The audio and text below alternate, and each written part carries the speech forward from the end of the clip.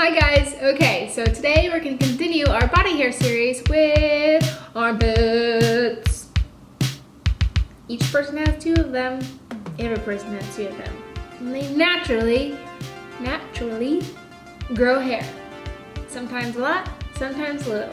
Sometimes really dark, sometimes really light. But everyone naturally grows body hair. Yet only men are socially allowed to keep it. Women are supposed to remove it. But wait for it, I'm sure most of you know this, but I haven't really thought about it.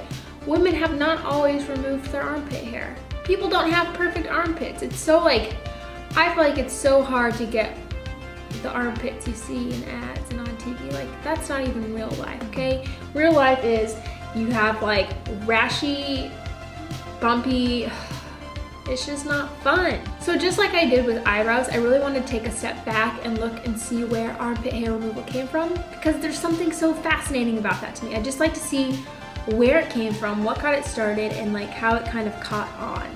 So in a lot of the articles I read and different places I looked for armpit hair information, a lot of them kind of pointed towards this one certain date / advertisement that kind of shamed armpit hair, female armpit hair, as the start of armpit hair removal. Up until 1915, armpit hair was chill. It was fine to have armpit hair because no one ever saw your armpit hair because you had sleeves.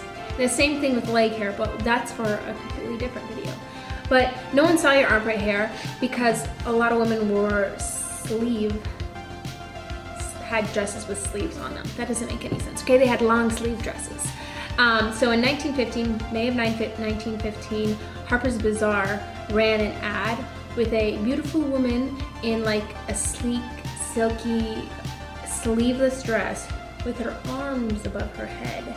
And that was what they said was the start of armpit hair removal, because she had bare armpits, I should say that. She didn't have hairy armpits. And then another thing, I wasn't quite sure if this was that advertisement or if it was another advertisement at the time, but I found one that said, and I'm gonna have to read it because I'm not gonna remember it.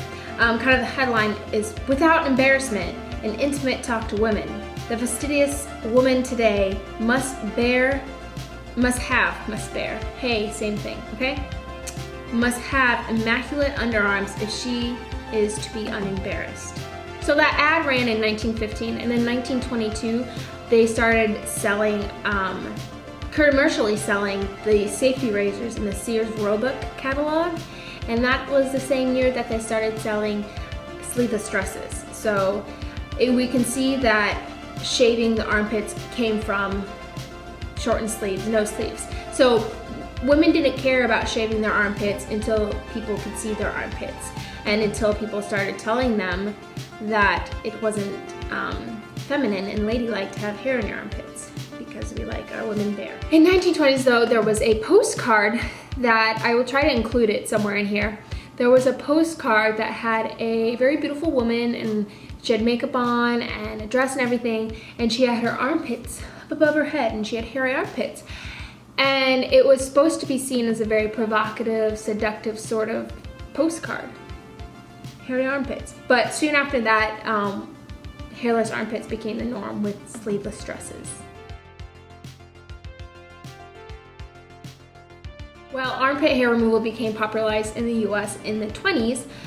There were still parts of Europe in the 50s that armpit hair wasn't taboo. And so you see pictures of people like Sophia Loren gallivanting around Europe with beautiful hairy armpits and gorgeous gowns, and there was nothing bad or taboo about it. That was just, the Europeans were still cool with hair. Then in the 70s, armpit hair for women became a political statement, and one of the examples I saw was Patti Smith's album cover in 1978 for Easter. She had hairy armpits, and she was just rocking them.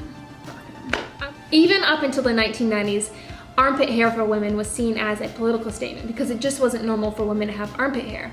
And so you'd see celebrities at red carpet events with armpit hair and these beautiful dresses. And then that brings us to today. And I know that's a very quick little timeline of armpit hair, but there hasn't really been that much change since women started shaving their armpits. As soon as it like became the norm in the 20s, it just has been, armpit hair has been so taboo. And I feel like growing up, I would see, not necessarily growing up, but when I was like older in high school and college, you would see articles of women that like, you know, wear fake armpit hair or grow out the armpit hair just as like some sort of social experiment to see people's reactions. And there are always negative reactions.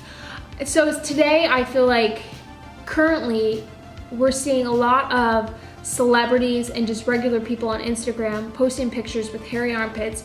They're now dyeing their armpit hair. I think of Madonna, I think of Miley Cyrus, and I just think of a lot of women in general. So I think there's plenty of females today that are starting to challenge this idea of female body hair and the fact that we grow it, but yet we're not allowed to have it. So there's a professor of women and gender studies at Arizona State University. Her name is Brianne Foz, and she has this extra credit assignment challenge thing to her students, and she gives them extra credit. Women, they have to stop shaving their armpits and their legs, and the male students have to start shaving everything like below the neck.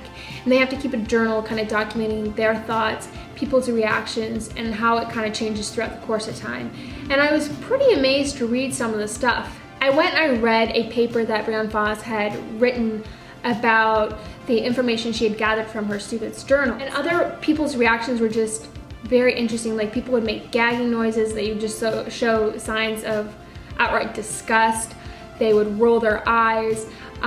Friends would compare their armpit hair to the sludge juice at the bottom of a garbage can. Like I feel that's pretty intense. A lot of the students found that their friends or family or people around them asked them, oh, have you gotten permission from so-and-so, meaning their significant other, that women had to go and get permission from their boyfriend or their husband to grow out their leg hair or their armpit hair, which I thought was pretty fascinating because you have to go get permission from someone else to do something with your own body. A lot of the women found that even though they were doing it, there was something about it that they just, when they weren't shaving, they felt dirty, they felt unclean.